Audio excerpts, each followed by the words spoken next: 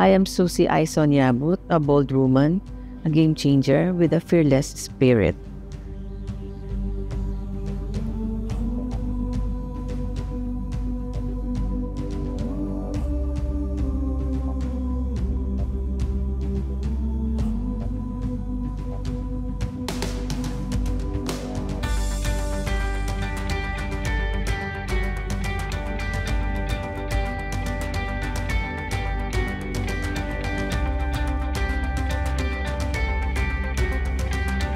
Nung kami mag-start ang trabaho, 5 o'clock, matatapos alas 8 ng gabi.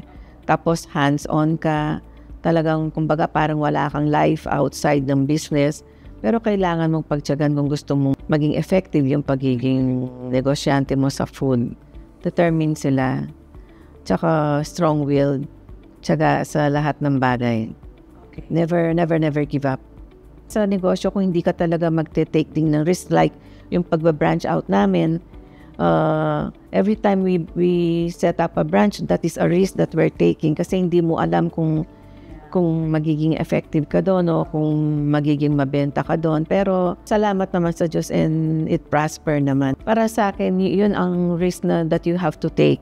At yung tiwala mo sa sarili mo na kaya mo.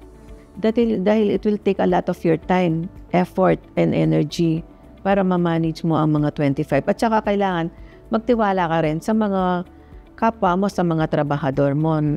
Kung hindi mo itatry, kung may idea ka at hindi mo itatry, your idea will only remain an idea. Ang pattern ko ng management is more on a personal level. So sometimes nai-involve din ako sa mga personal nilang buhay.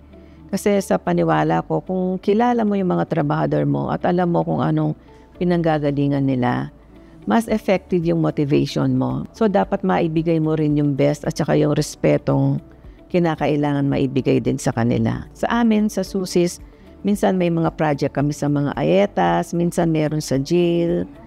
Tapos, nung nag-celebrate kami ng 50 years, 1 year long yung program namin. Tapos, may mga scholars din kami. I-share mo para naman makinabang yung community o yung mga tao sa paligid mo, sa kung ano man ang narating mo.